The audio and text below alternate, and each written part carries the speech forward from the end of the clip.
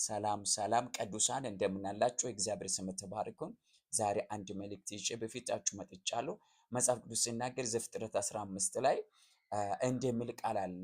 እግዚአብሔር ወደ አብርሃም መጣና አብርሃም ሆይ አትፍራ፣ እኔ ላንተ ጋሻህ ነኝ፣ ዋጋህም እጅግ ታላቅ ነው ይላል። አብርሃም መልሶ ግን ለእግዚአብሔር እንዲህ ይላል፣ ያ ኤሊዔዘር እኮ ይወርሰኛል ብዬ እፈራለሁ አለው። እግዚአብሔርም አትፍራ፣ እኔ ላንተ ጋሻህ ነኝ አልጥልህም እያለው ሲናገሩ ታያላችሁ።